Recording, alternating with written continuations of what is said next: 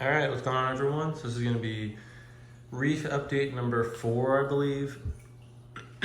So tank has been set up since I think September or October, I can't remember. So we're probably getting close to 6 months in at this point. Finally starting to feel a little bit of the more mature nature of the aquarium, so that's good. I'm gonna go over a few things today. So I'm gonna go over salinity, macro levels, update on the hair algae, some dosing, and then all the livestock. So let's get right into it. All right, so quickly gonna look at all the corals first. I can't remember what I've shown in previous videos, but I'm just gonna go over everything, look at the growth. So this is a splatter hammer. It's 3 heads right now, so I got it. It was 2 and it finally completed its split, so yeah. I've honestly been seeing a lot of growth in that one. Polyps are getting bigger, so pretty happy with that. I got the green star polyp. That was one of the first corals in the tank. It's growing really good, as expected. This is like a green tip toadstool, and then a red and blue blastomusa frag. Focus on it.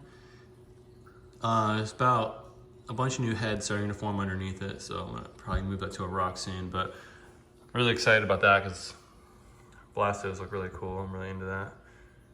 I also got this green and blue tipped frog spawn. So super cheap frag, but it's doing really good, and really enjoying it. Duncan corals are doing good. So I have a green one and then like a more purple one here. Also a very annoying shrimp. The shrimp in this tank are the most annoying things ever. All they do is harass the Duncans all day. So debating on throwing those in the sump or what, but they're just kind of pain in the asses. So this coral has, I think, like 5 heads, maybe 6. It's growing 1 new one, maybe 2. This one started out as 2 heads, but as you can see, so I probably had this coral for 4 months or so. There's 2 heads there. There's like 3 on the back side. If you look between, you can kind of see. It's hard to really show you guys, but I believe this coral has 8 new heads coming in. Some of them are more developed than others, but so that's gonna be a colony here pretty soon. That's awesome. Zoas, those are the Bam Bams. They just got harassed by the shrimp. My Dragon Sulfavia is actually splitting, so I know there's a lot of algae around them, but I've been working on my cleanup crew and making big headway there, so hopefully that's all gone soon. But really excited about that. I think it's been growing a lot. It's just been getting bigger and bigger, and so I'm excited to see it start splitting. Other Cowzoa, I still need to get that onto a rock. I think I'm gonna add a rock right next to this leather coral here. To put him on. This leather, green singularia, was like super dying back for like, or not dying back, just closed up, looked really shriveled up, like tiny for almost a month. And probably within the last week or 2, it's opened back up, and it's not even fully open right now, but it's absolutely huge now compared to when I bought it. So really weird. Leathers are weird. They close up and they come back twice the size. So odd, but I'm excited about that. Green Slimer, really not much change there. I think I've seen a little bit more polyp development, but I kind of believe it needs more light, so I'm gonna move it higher up at least, see if that changes anything. Got this green trumpet coral, looking pretty good. Another Duncan. I think that one's also growing a new head, but it was in pretty rough shape when I got it, so we'll see how long that one takes to start really taking off. And then I just got same Zoas I started out with. I recently just took this out of the tank and dipped it in hydrogen peroxide to try to kill the algae on it, the bryopsis. I think it worked a little bit, but That stuff is no freaking joke. And then I also added this frag rack back here where I have my SPS right now. Those are all gonna get moved onto that rock right there in the background. There's a lot of flow there. So there's like a Stylophora, Digi, and I've had this Anacropora for a while, and then some random silver frags are just kind of hanging in there. So yeah, I've also, waiting for the focus, there we go. Also, I've added the Tamini tank. There he is. So I think he's doing great. He got into one fight, I believe, with the wrasse, because I've never seen him fight, but there was one night a few weeks ago, and I came the next morning, and his fins were just really shredded, like bad shredded, and I was like worried about him, but it looks like they're growing back fine. I've never seen the wrasse in the Tamini tank fight, but I don't know what happened. Maybe there was some night fighting going on, but hopefully they settled their differences. This wrasse has honestly grown a ton since I put him in here.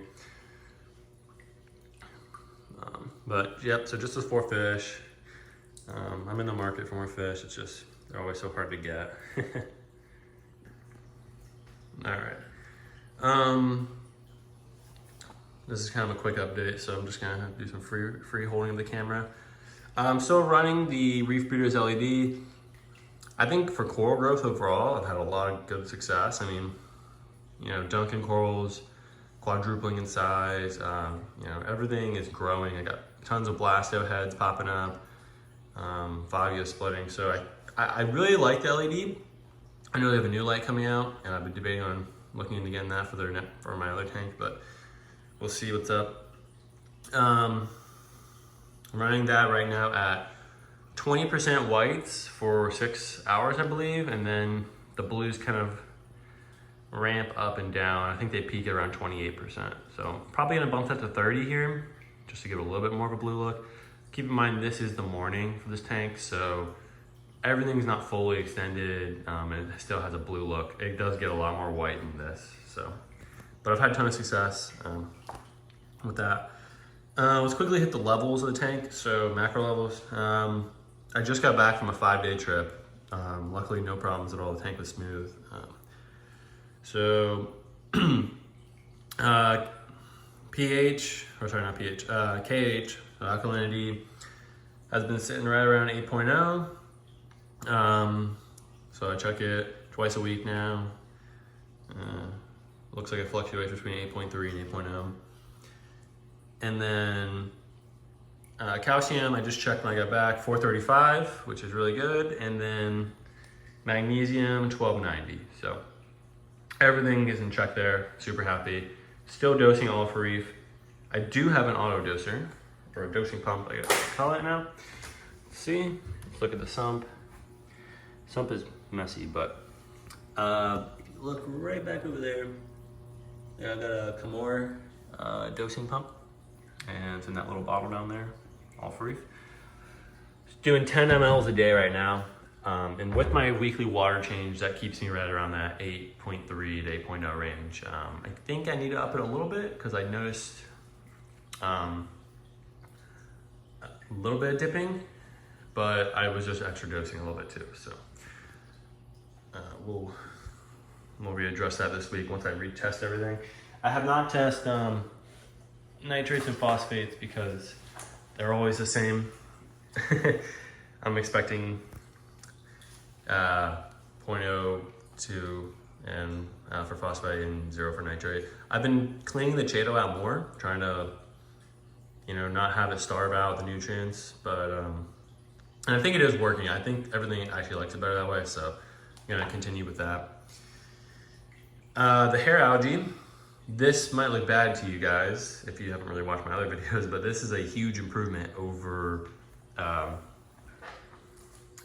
last updates. I mean, these rocks and this sand was all covered in hair algae.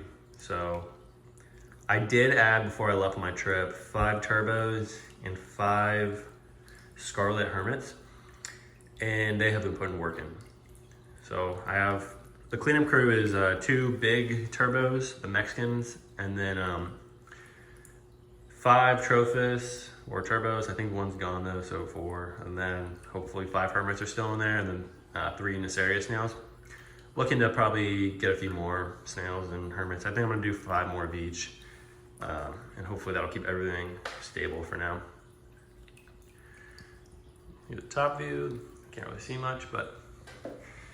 So overall, algae is almost at a point where I'm like, hey, the tank actually looks good.